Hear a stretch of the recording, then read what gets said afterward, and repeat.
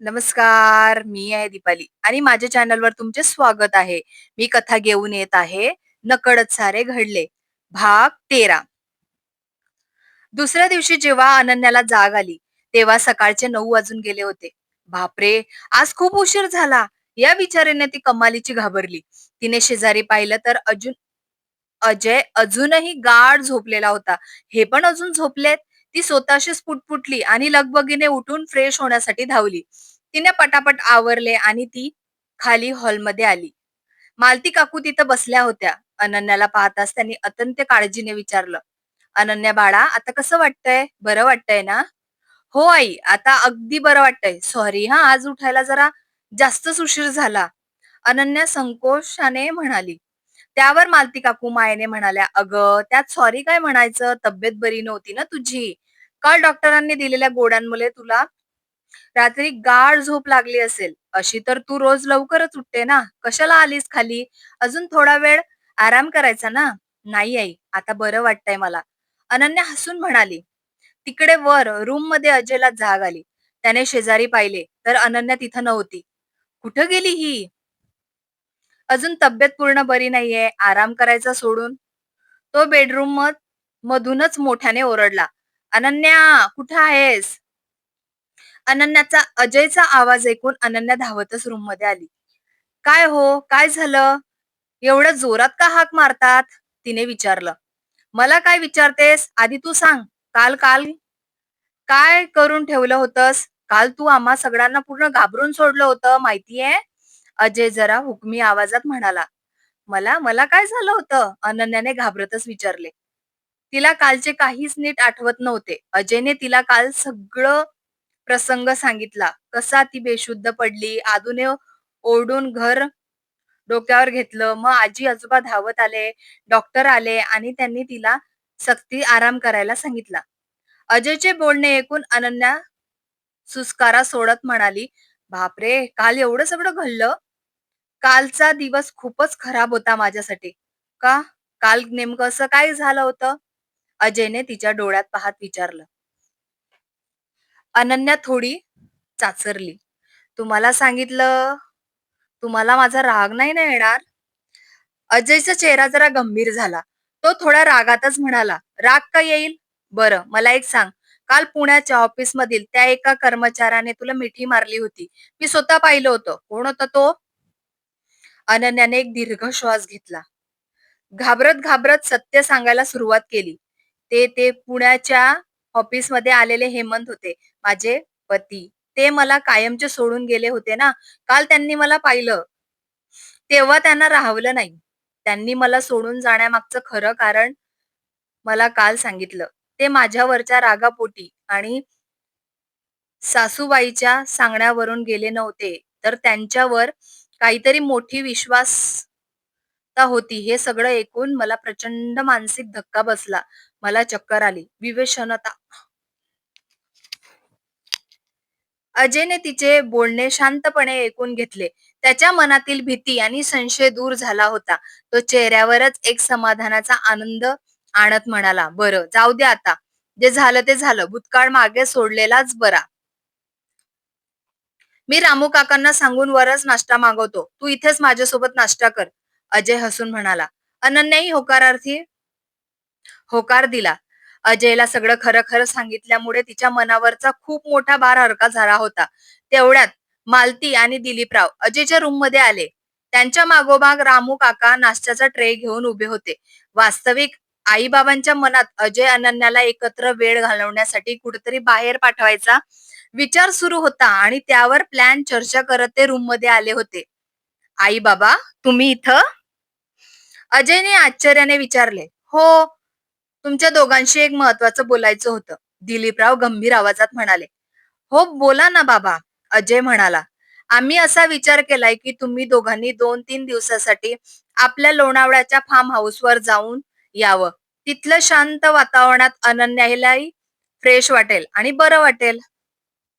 दिलीपरावांनी आपला बेत सांगितला. पण अनन्या लगेच म्हणाली, "पण बाबा, मी गेले तर घरातलं सगळं कोण बघणार? आदूला कोण सांभाळणार?" "घरातलं आणि आदूचं काय ते आम्ही बघू. तुम्ही फक्त जायची तयारी करा. कळलं ना?" दिलीपरावांनी जरा खोट्या रागातच हुकूम सोडला. आई-बाबांचा हा प्लॅन ऐकून अजयच्या मनात मात्र आनंदाच्या उड्या मारू लागला.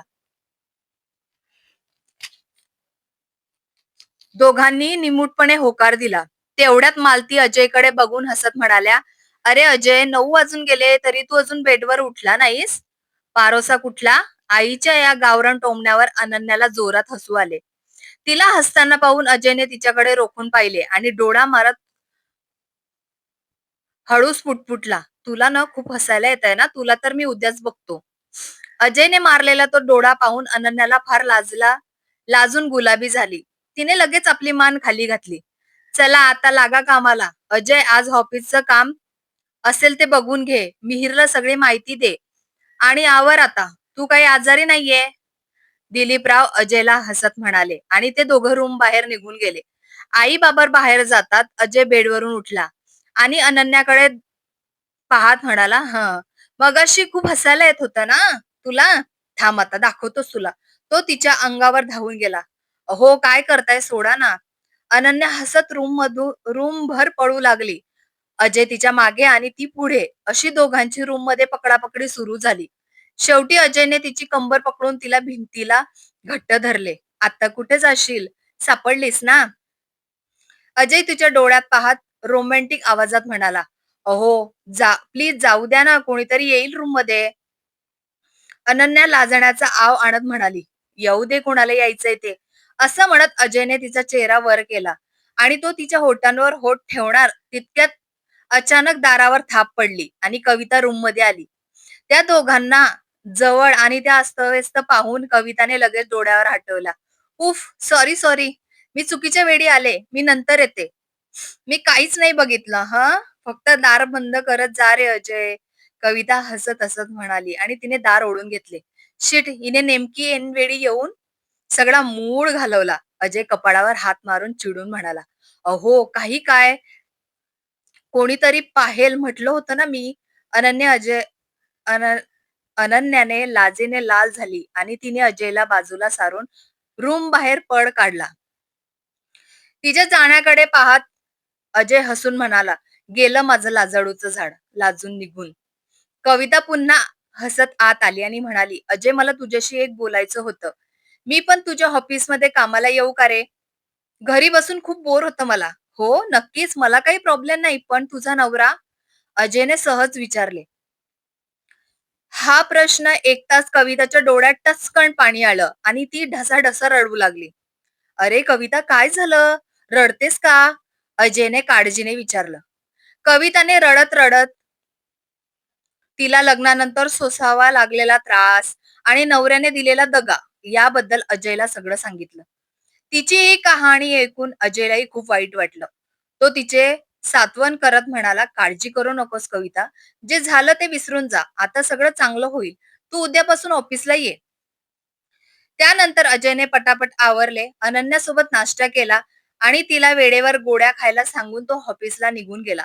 ऑफिसला गेल्यावर अजयने मिहिरला कॅबिनमध्ये बोलवलं आणि सांगितलं, "मिहिर, मी आणि अनन्या 2 दिवसासाठी लोणावळ्याला जात आहेत.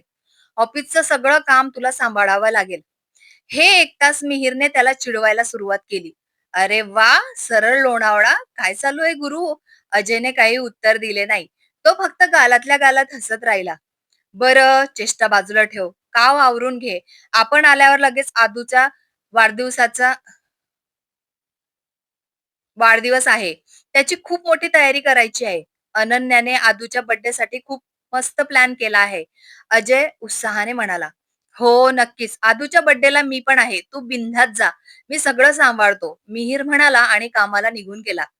अजयही कामात मग्न झाला, कारण त्याला मिहिरवर कामाचा जास्त भार टाकायचा नव्हता.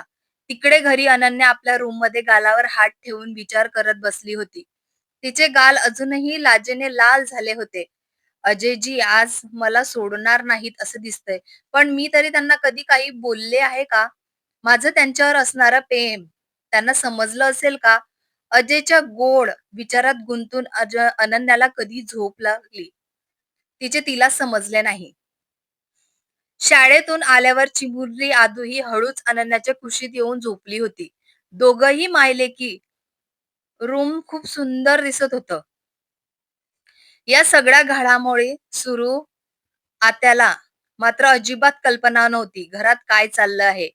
यापासून त्या पूर्णपणे अनभिज्ञ होत्या. तिकडे कविता खूप आनंदात होती, कारण अजयने तिला ऑफिसला यायला परवानगी दिली होती. त्यामुळे तिचे 2 फायदे होणार होते. एक म्हणजे घरी बसून बोर होण्यापेक्षा कामात मन रमेल आणि दुसरं म्हणजे तिला रोज मिहिरला भेटता येणार होतं.